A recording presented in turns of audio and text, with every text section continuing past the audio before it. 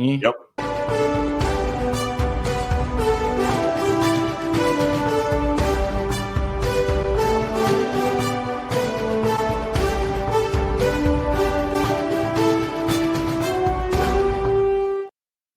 Welcome to the Operation Game Night podcast. We're back and better than ever. It's me and Clayton in the studio today, and we are going over the fence. Clayton, it's been a while since the people have heard from you. Tell us what you've been doing outside of board gaming. Oh my gosh, so much. First, I would like to say I listened to your guys' episodes last week, and I feel attacked about what's that guy's name? Scrooge? Ebenezer Scrooge. Ebenezer Scrooge. Say me I get in bed like Ebenezer Scrooge. I have a very rigid nighttime routine. Okay. I've suffered bouts of I don't know what they call it when you can't fall asleep. Insomnia. Yes. When I don't do the right things before bed and I get in bed while I'm still too wired, I can't stop thinking. Okay. And then once I can't stop thinking, you know how it goes. You've been there. And then you watch the clock start ticking down, and it turns into this nightmare of a night where it's 2 a.m. and you're like, oh my God, now I'm getting 3 hours of sleep. And now But anyway, so I have always had a very strenuous nighttime routine where I wind down with, half-hour TV show, go back to the room, watch another half-hour TV show while I'm getting my stuff ready for the morning, get in bed, and then let that finish. And then, hopefully my mind now from watching Modern Family for the 300th time has finally released itself of its worries, and I can just fall asleep. Of course. Yes. So almost like Scrooge. So no long nightcap or no long robe. Don't carry around a candlestick. Skivvies only. Okay. Yeah. All right. Are you a dress sleeper? Do you sleep in clothes? No. Okay. No. No. I do not. That's not for me. Especially in this Alabama heat, man. It's too much. Dude, I don't know how people do it. Mary, she'll still rock up into bed. It's hot. Like our house is 80. And she gets into bed under a comforter and then another blanket with a sweatshirt and sweatpants on. And I'm laying on top of everything, sweating through my underwear. And I don't know what is going on, but some people are just different. Yeah, Rachel says I'm freezing. The second she gets underneath the covers, she is like a furnace, man. She is just exuding heat like crazy. And it's too much. Can't do it. Mary and I have recently become comforter divorced. Oh. So we still sleep in the same bed, but she sleeps under 3 layers and I sleep 2 layers up under just our top blanket. So, we're working our way to separate beds at this point. Our wives are going to kill us for talking about sleep patterns. Yeah, probably. Man, what else has been going on in Clay world? I have 2 things I really want to talk about. Okay. One, I got to go out on a commercial glass job. Heck yeah. Company I work for is installing a bunch of curtain wall glass in a micro hospital. And I put up enough fuss that they finally sent me out there. And I wasn't a number 3. I was the second guy on this job. So John, if you listen, he doesn't. John, he took me out. He's a crew leader for us. And he really took me under his wing and was super kind, understanding. By the end of the day, I even got to use power tools. I drilled into concrete. But yeah, we installed in one day this whole aluminum framing for the curtain wall. I would have liked to be there when they put the glass in on Wednesday, but I had to go back to my cushy office job. I only go out when it's below 90. So perfect. But yeah, that was exciting. I mean, it was just wild. I never knew anything about construction. It's crazy. I mean, this is a commercial job. So there's a big general contractor, and then we're just the piddly glass company doing our thing on the walls. There's the electricians just, running cables all through this hospital. There's people putting up drywall over here. There's a guy cutting bricks next to me. I'm just like, how does all this get done? Like, how are people coordinated for, getting this big of a project and all these different companies and contractors working together? Yeah. I just have an appreciation now for what goes into, building things. It's crazy. Just on large projects like that, it is so involved.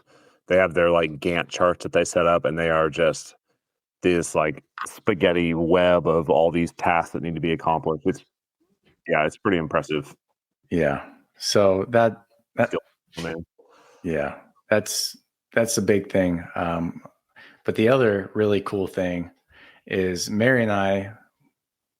Sorry, Travis, it's going to hurt to hear because I know you wasted your date night on Jurassic World. Oh, but Mary and I went out to see Fantastic Four last night. I'm so jealous. Yeah. And it was awesome. We saw it in IMAX, was eating popcorn. And, this movie been getting a little bit of hype, Yeah. I'm a Pedro fan from The Last of Us. Like, he can honestly probably do no wrong for me ever. But, I thought it was great. It was an optimistic story about, kind of like the whole world coming together to overcome, this larger than life threat of Galactus. Oh yeah, coming down and freaking eating your world. And it probably made it better for me that I got the Marvel United Multiverse Kickstarter with the freaking Coming of Galactus mini, which spurred me on to watch like the Silver Surfer cartoon a little bit. Oh yeah. So I have a little bit of the background of, who the Silver Surfer is, like what's going on here. Yeah. And, the Silver Surfer's in this. And I just thought it was a really entertaining movie from start to finish. The characters well developed. The writing was good. Mary had a problem with one scene at the end. I won't spoil anything, but she said it upset her.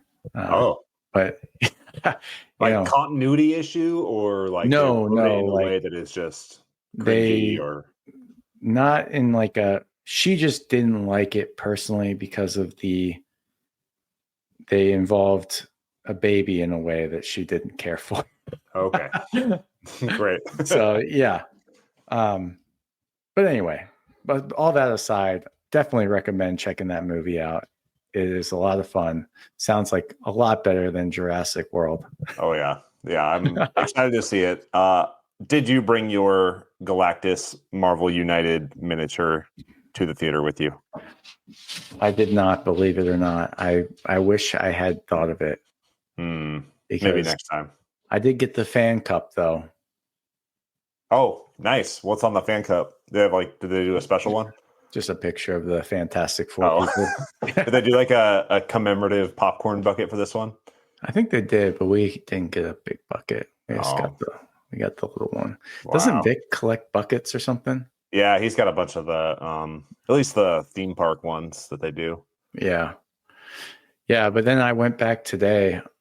Mary was like, you know what? I think our kids could even watch that because it's not like gory violence. Yeah. It's nothing crazy, like some sexual stuff in it. Like, it's a pretty wholesome superhero movie. Sure. And so I got fired up about that, watching it with them.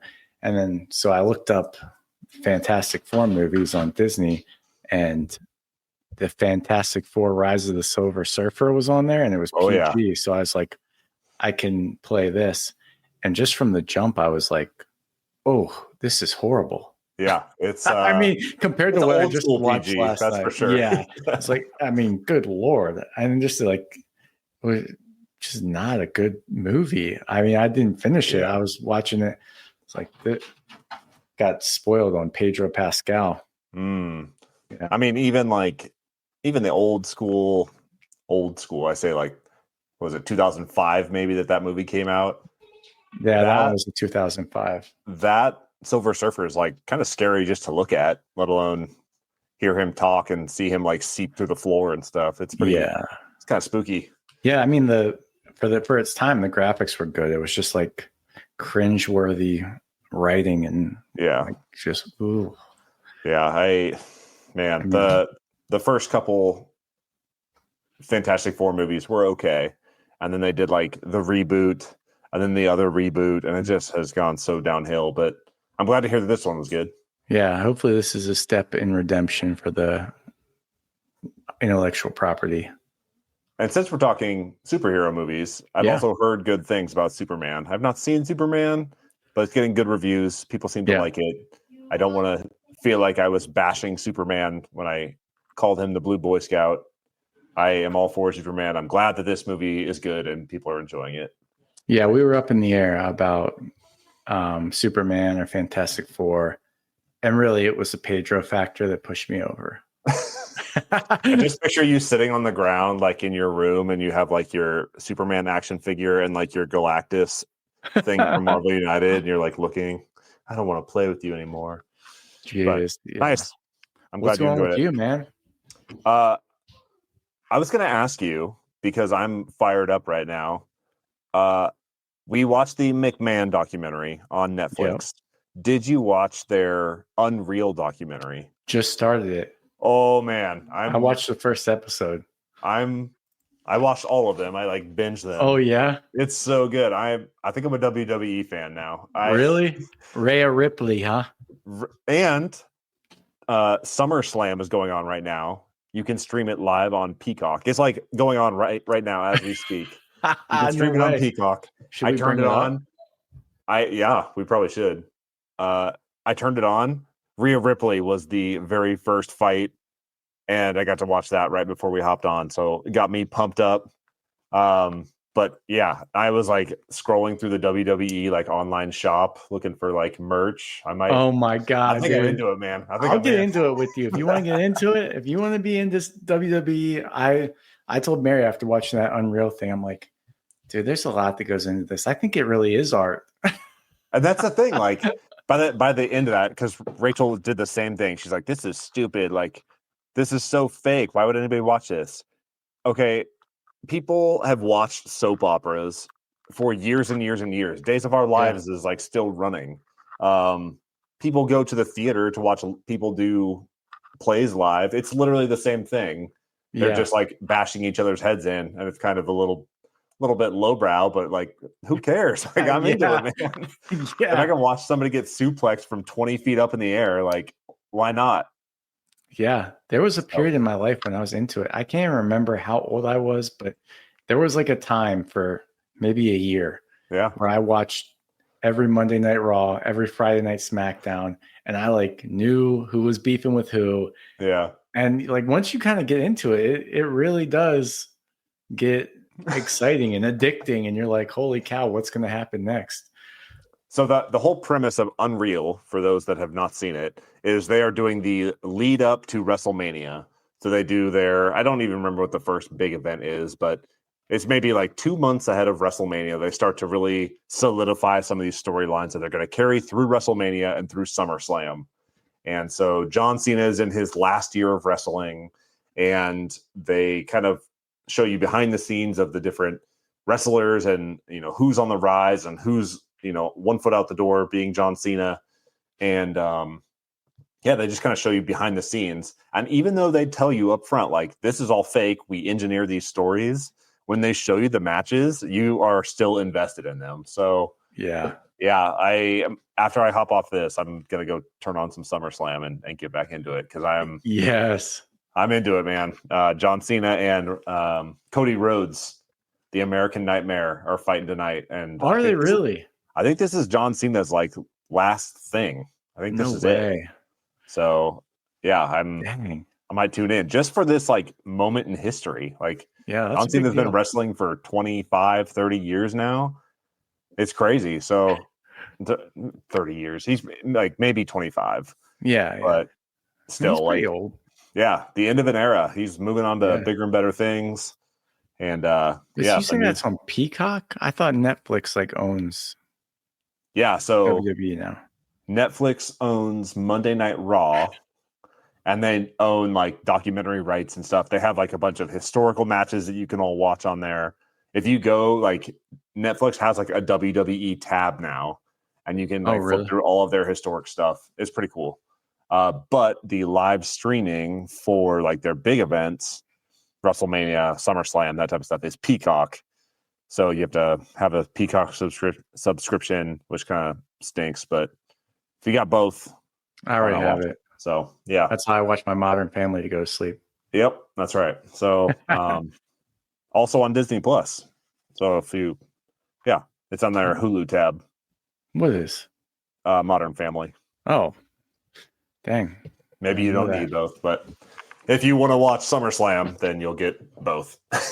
Yeah, I mean, I might go turn it on now too.